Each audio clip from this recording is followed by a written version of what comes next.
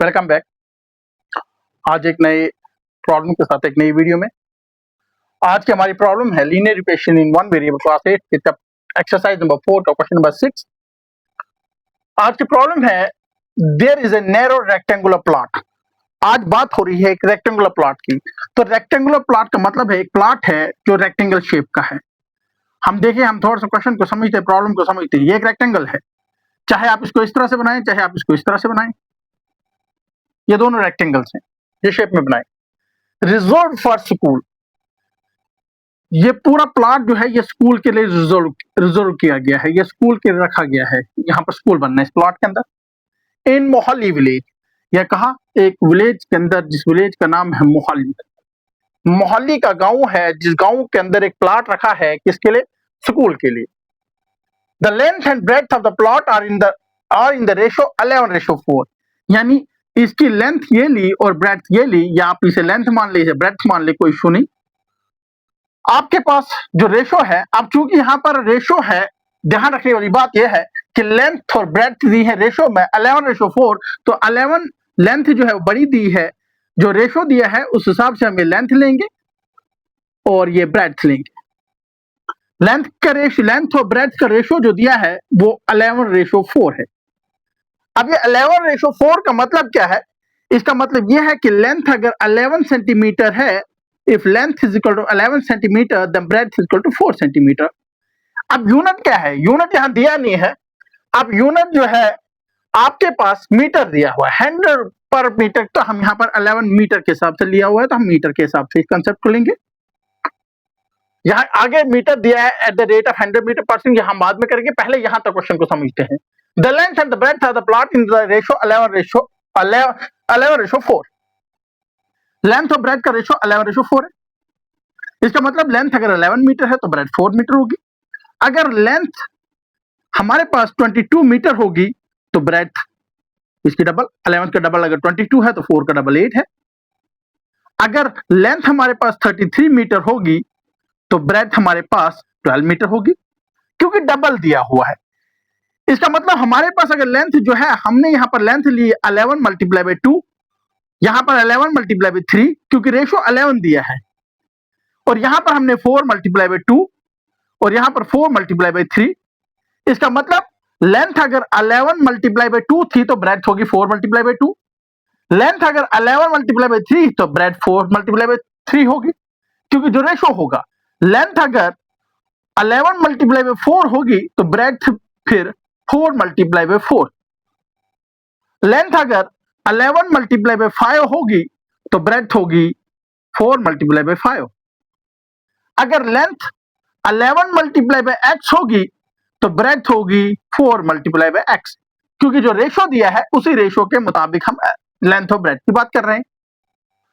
आगे हमने क्या कहा? हमने कहा लेंथ अगर 11 मल्टीप्लाई बाई x होगी तो ब्रेड्थ होगी 4 मल्टीप्लाई बाई x। ये रेशो की मदद से हमने कहा। आगे कहा गया eight the rate of 100 rupees 100 पर metre, it will cost the village panchayat at rupees 75,000 to fence the plot. यानी 100 रुपीज। अब यहां पर फेंस द प्लॉट, फेंसिंग में का मतलब है कि इसको यहां से चार दीवारी कर रहे हैं, यानी इसको पूरी ईंटों की करें या तार की करें, जिसकी भी मर्जी, फेंसिंग कर रहे हैं इस दीवार प्लॉट को। इस तरह से फेंसिंग की प्लॉट को। जब फेंसिंग का मतलब है चारों तरफ। फेंसिंग में जो चीज इस्तेमाल होती है वो होता है पेरीमीटर। फेंसिंग का मतलब होता है पेरीमीटर, यानी अब जो है इसका पेरीमीटर को हम फेंस करेंगे। इसके पेरीमीटर को हमने फेंस करना है, चार दीवारी करनी है। ये इसकी फेंसिंग है। इसकी चार दीवारी को फेंसिंग करनी है।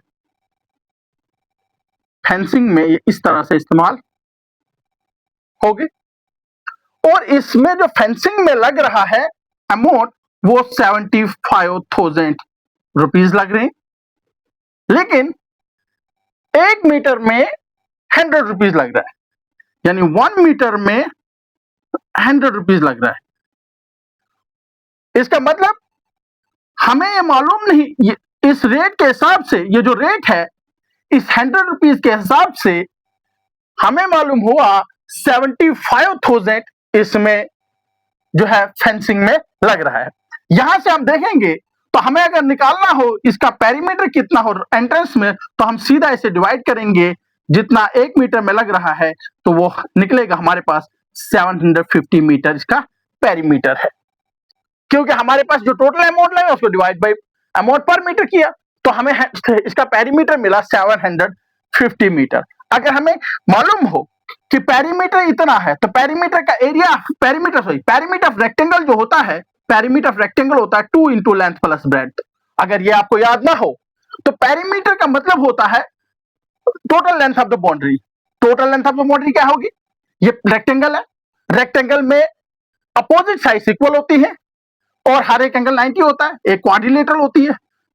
ये लेंथ है, ये ब्रेड्थ है, जितनी ये है उतनी ही ये है, जितनी ये है उतनी ही ये साइड वाली भी, ये भी साइड है। तो ब्रेड्थ कितनी है? 2, तो हम लिखेंगे 2 ब्रेड्थ। लेंथ कितनी है? 2 लेंथ।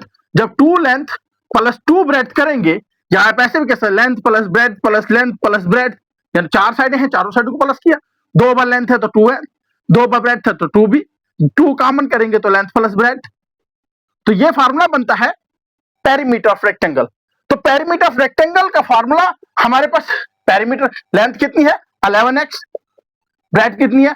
4x। हम दोनों को प्लस करेंगे और यहां पर 2 से मल्टीप्लाई करेंगे तो निकलेगा 2 मल्टीप्लाई बाय 15x, तो दोनों को 30x। हमारे पास जो x टोटल पेरीमीटर हमने निकाला with the help of the amount utilize for fencing, वो कितना है? 750। तो हम लिखेंगे 750 मीटर, और ये हमारा कौन सा पेरीमीटर है? ये हमने जो ड्राइव किया with the help of ratio. तो अब यहां पर हमें मालूम हुआ 30x with the help of ratio और ये perimeter with the help of amount. तो यहां पर हम x निकाल सकते हैं 750 मीटर अपॉन 30। यहां पर आपका x जो निकलेगा वो कितना निकलेगा आपके पास? मल्टीप्लाई करेंगे 3 2 6 3 5, x निकलता है 25। x आपको तो चाहिए, किस लिए? लेंथ आपको चाहिए। लेंथ कितनी है? 11x। तो 11x का मतलब हो गया 11 मल्टीप्लाई बाय 25। ब्रेड्थ कितनी है? ब्रेड्थ है 4x, तो 4 मल्टीप्लाई बाय x हो जाएगा 4 मल्टीप्लाई बाय 25। आप 11 मल्टीप्लाई 25 जो होगा वो आपका कितना होगा? वो होगा आपके पास 275 मीटर, और ये कितना होगा? 4 मल्टीप्लाई 25 100 मीटर। तो ये आपके पास डायमेंशन भी निकल गए। एंट्रेंस में हमें कुछ इस तरह से निकालना वहां पर, लेकिन यही क्वेश्चन जो है, यही प्रॉब्लम पेपर में आए तो हमें कैसे लिखना होगा वहां पर, यही चीजें। अब यानी एक पेपर में एग्जाम में लिखने का तरीका थोड़ा डिफरेंट होगा, वहां पर ये रफ वर्क नहीं होगा। हम सबसे पहले हमने जो रेशो दिया हुआ है हम इसी की बात करेंगे सॉल्यूशन में। Since we have, since the ratio of length and breadth of plot reserved for school in Mohali village is equal to 11:4. So if let length of lot is equal to 11x, then breadth of plot, rectangular plot, ये mention कर सकते हो यहां पर, rectangular plot is equal to 4x। So perimeter plot कितना होगा? ये 4 करके perimeter plot is equal to, वो होगा 2 into length plus breadth is equal to, इसे आप ब्रैकेट में L लिख सकते हैं, इसे ब्रैकेट में B लिखें। आपके पास निकलता है 2 into length 11x plus breadth 4x, या आपके पास निकल गया 2 into 15x equals to 30x। Amount rate of fencing as करके, रेट ऑफ फेंसिंग क्या है? इज इक्वल टू ₹100 पर मीटर, ऐसे करके। सो पर मीटर 100 ऐसे लिखना होता है, ₹100 per meter. So then total cost of fencing total cost of fencing क्या होगी?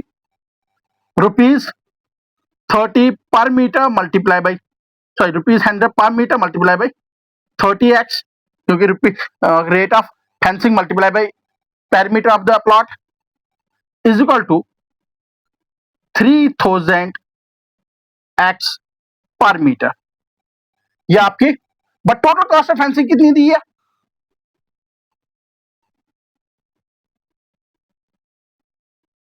Is equal to ₹75,000। ये टोटल कॉस्ट ऑफ फेंसिंग है। सो कंपेयर करेंगे 3000x upon metre is equal to ₹75,000। ये भी रुपीज में, ₹3000x पर मीटर। अब क्या होगा? यहां पर आप सिंप्लीफाई करेंगे इसे। जब आपसे सिंप्लीफाई करेंगे, आप सिंप्लीफाई कैसे करेंगे इसको देखिए। ₹3000 हम यहां ट्रांसपोज करेंगे, यहां बचेगा x पर metre is equal to ₹75,000 divide by ₹3000। अब यहां पर आपके पास क्या हुआ? यहां रुपीज खत्म, डिवाइड करके आपके पास x upon m is metre is equal to 25 divide करेंगे तो x is equal to metre को ट्रांसपोज करेंगे तो 25 मीटर। x कितना निकला? 25 मीटर। अब यार यहां पर लिखेंगे as x is equal to 25 meter, so 11x is equal to 11 multiplied by 25 meter is equal to 275 metre. उसके बाद एंड 4x ब्रेथ है is equal to 4 multiply by 25 metre is equal to होगा 100 metre. तो 11x क्या आपने late किया था length, 4x क्या किया थे ब्रेथ, तो आपके पास लेंथ भी निकल गए, ब्रेथ भी। आप लिखेंगे hence length and breadth of the dimensions भी कह सकते हो। What are the dimensions of the plot? आप कह सकते हैं dimensions of the plot are 275 metre and 100 metre. या ऐसे लिखेंगे length and breadth of plot are 275 metre and 100 metre respectively. Respectively का मतलब ये हो गया कि लेंथ, पहला जो लेंथ है यहाँ पर पहली वैल्यू लेंथ के लिए, ब्रेथ बाद में है तो इसलिए दूसरी वैल्यू ब्रेथ के लिए। आई होप इस क्वेश्चन की आपको समझ आई हो। नेक्स्ट वीडियो में फिर मिलते हैं, तब तक इस वीडियो को लाइक, शेयर और सब्सक्राइब करें और चैनल को फॉलो करें। Thank you.